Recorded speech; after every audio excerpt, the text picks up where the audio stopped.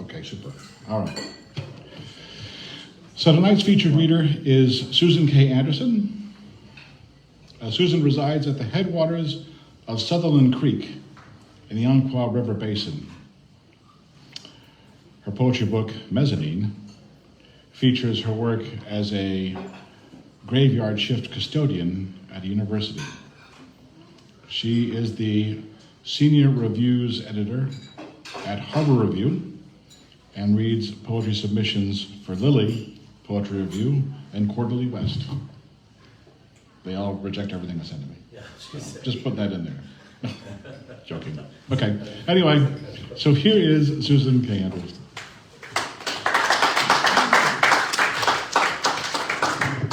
Thanks so much, Mark. Thanks for inviting me here. I'd like to read a poem from my friend Sean Dwyer's book that he just got published. And I think he signed up to read a little bit for the open mic. So this is a poem called Icarus. Nothing but the sun to undo me, my will, only pine pitch and feathers, crumbles. I fumbled this life a long time ago. Now my ego falls on deaf ears. Even my scream seems like a tickle at the back of my throat. It lies inside the spiral canyon of some distant conch, coughed up by the ocean in want of an ear.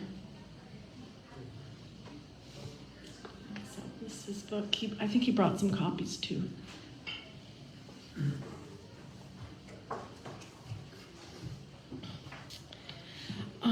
I thought tonight I'd read from journals and magazines that took my poems, and I'll have them here on a table so you can look at them afterwards to see if maybe you want to submit to some of them or all of them. Okay, this magazine, or it's like a little anthology by Tiny Wren, anthology edited by Kip Knott, and it's called The Half-Life of Echoes. And they took my poem called The Leggy Grasses. Each minute counts, so long to reach the pear trees. It has been all of 15 minutes, I thought was shelved away. Disappeared. A ditch outlines the field. Barbed wire, blackberries, hawthorn, rose hips, pears. I fell there more than once, all along in the back of my mind. It did not matter, just the ditch.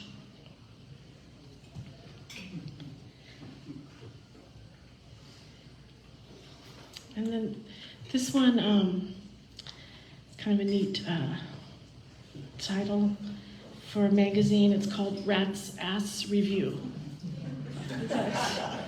Over somewhere on the East Coast, with a really neat editor-publisher too. The Carpeted River. Over and over I tread the carpet, between TV and hallway rising up. A remnant of the Camas Prairie. Please bring back my mind, over there, caught up in the oaks.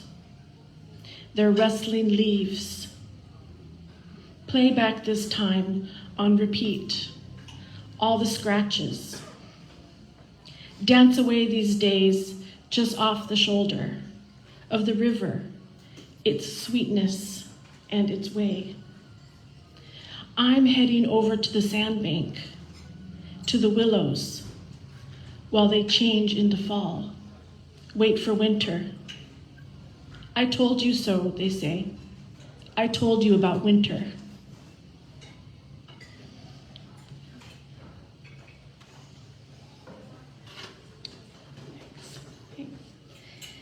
This one, this is a neat magazine called the Ocean State Review, and that's from Rhode Island, this magazine.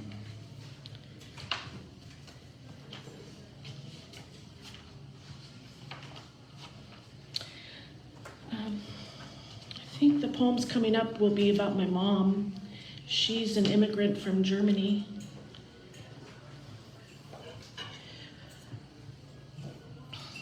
What the rebel women did for food.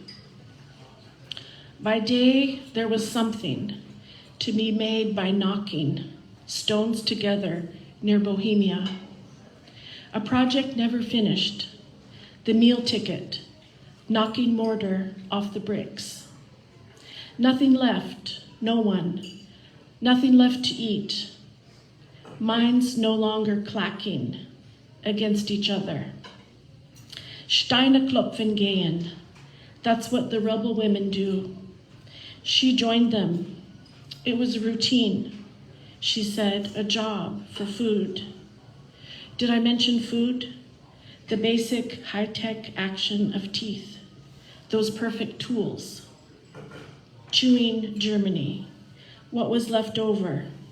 It did not happen overnight, yet everything happened by night.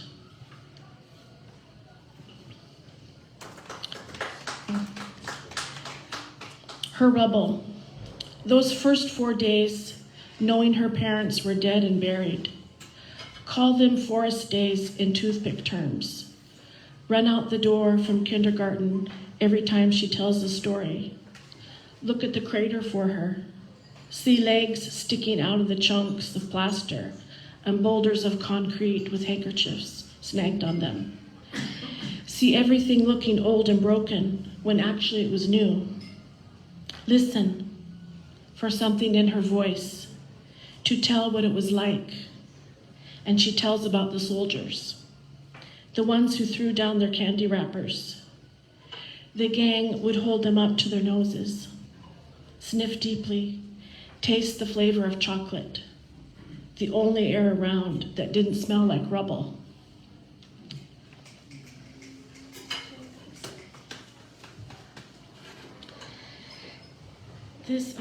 This magazine, Red Noise, is from Red Noise Collective, another anthology. This poem I'm going to read to you is called Froth of the Sea. This is a found poem, and the lines were created from The Complete Herbal by Nicholas Culpeper, and he published that in 1653. Froth of the Sea is a hot and dry remedy, makes the teeth white, trims the deck of hair, and any stragglers. You may also take red coral.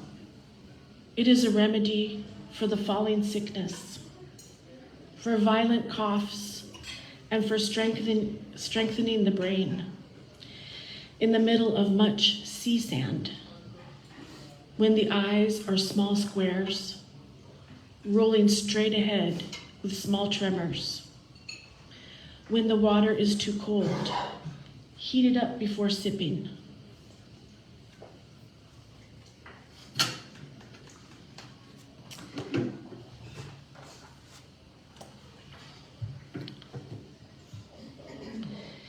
And this is a brand new magazine. It's called New Words, and it's from the East Coast too, I think New York City.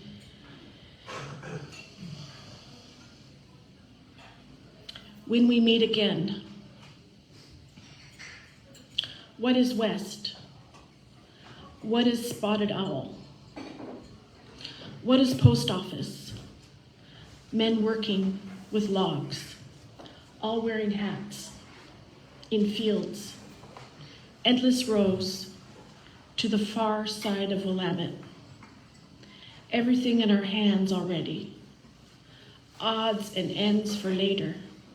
All we need for the fog banks, day after day, even with sun.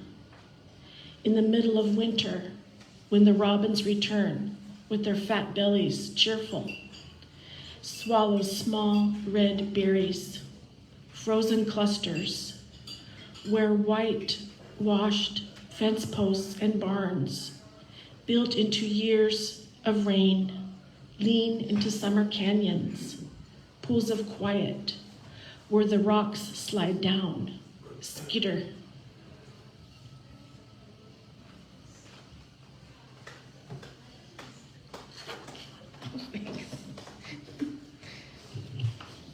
And this is a neat title for this anthology, Sequoia Speaks, and that's from California, this magazine. And this poem's called The Animal. The animal ran away twice, down the road in opposite directions, over to the neighbors, and then the other way, into the fog. I could not tell if the clouds were scattered, too much overcast and more predicted into the coming days. I saw some prints on the pavement, leaves and a few muddy steps where the animal might be captured easily. Rice and dumplings wait at home, but is it enough? Warmth and softness? Outside is cold and hard, even now in America. So geht es langsam weg. This means to disappear slowly, like time does. I set out a dish. It filled with rain. Not even the moon, even with calling.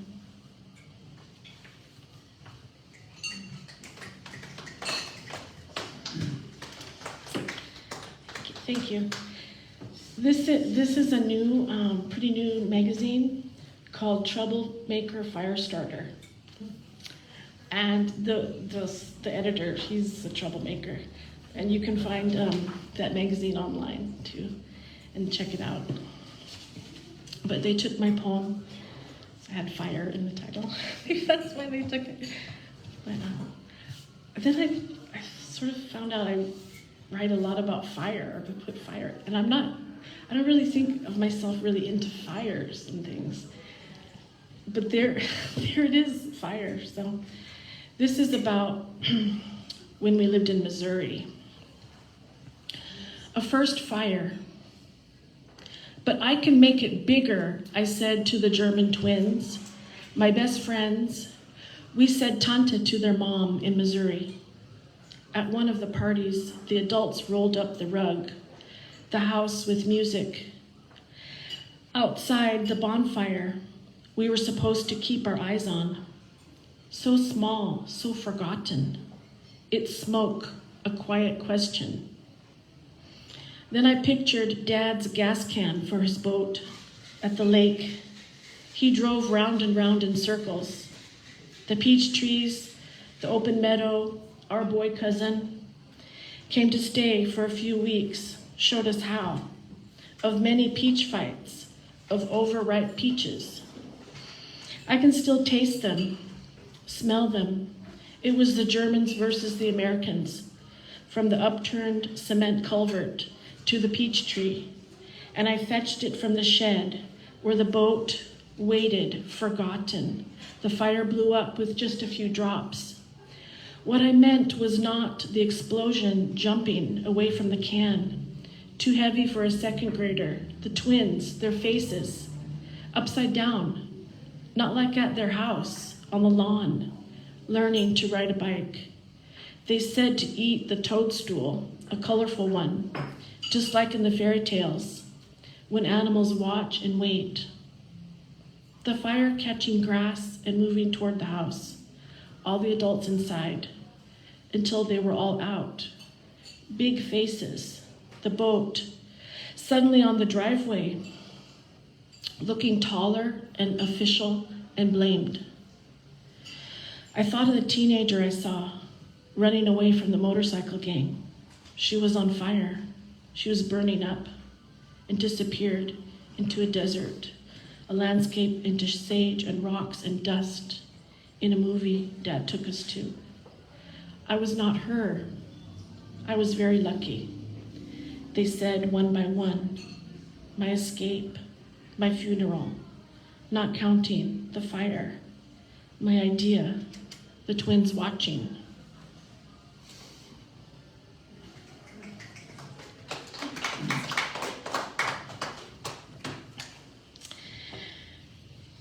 And this is a neat magazine published in Las Vegas. It's called Interim. And they like, I guess, experimental work. So I sent them a erasure poem. And what I erased was my essay that I wrote for a scholarship about what the American dream means to me. Traum, dream. Happy endings are what dreams are made of, especially the American dream.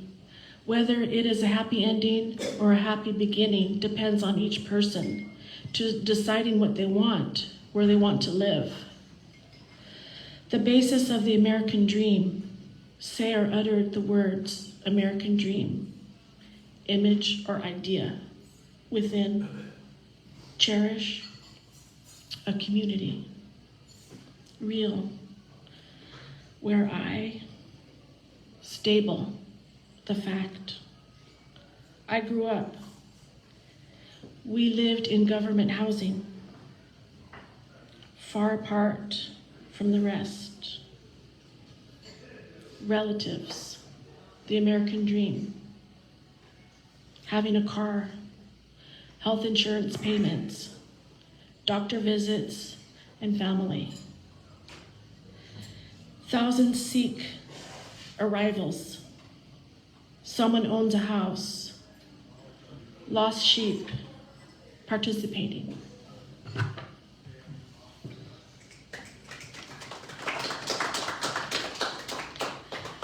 And we're winding down. Okay, a couple more poems.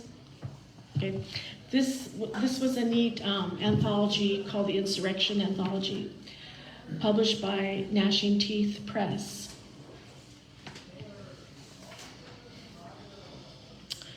And this was from 2021.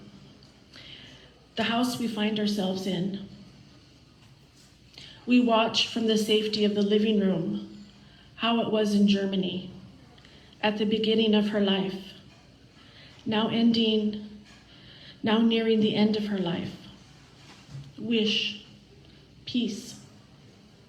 The mob, the monsters, crashing into it all. Mom, did your parents ever go hiking in the Alps? No, they were too busy with working, with war, having kids, so busy.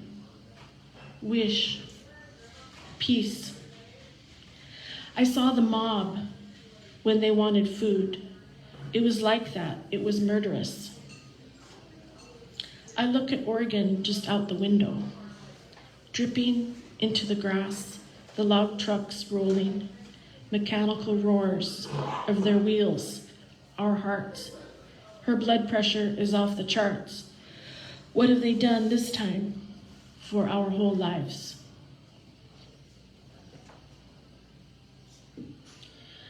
Okay, and my last one is from the same anthology. What brought this on?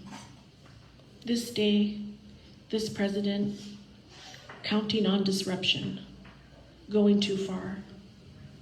Wild, a polite term for what is a simple, obvious crime against taxpayers, against wage slaves.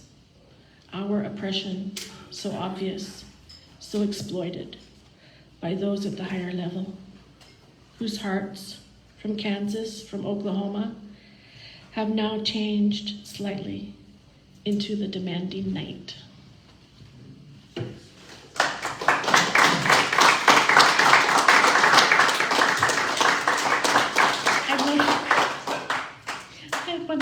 but you can read it in the back.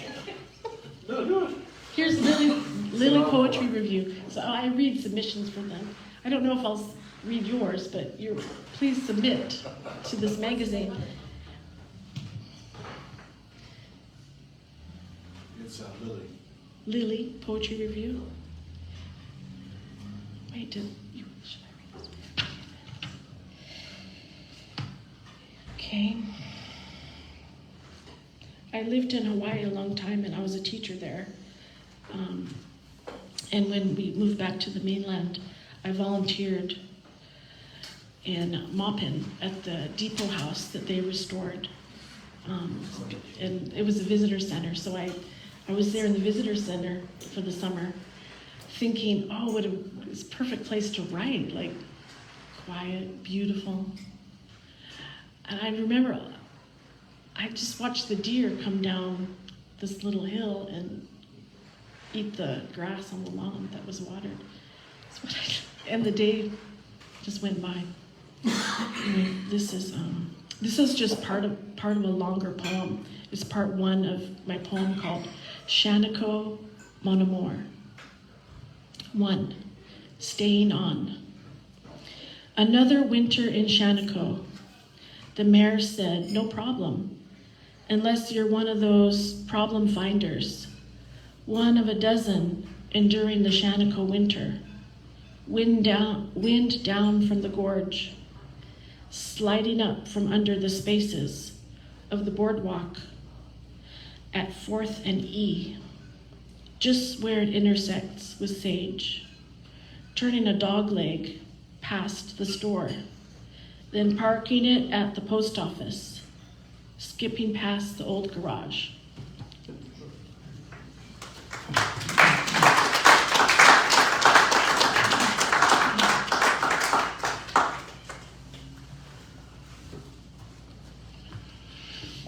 Thank you, Susan. Wasn't that great? That was wonderful.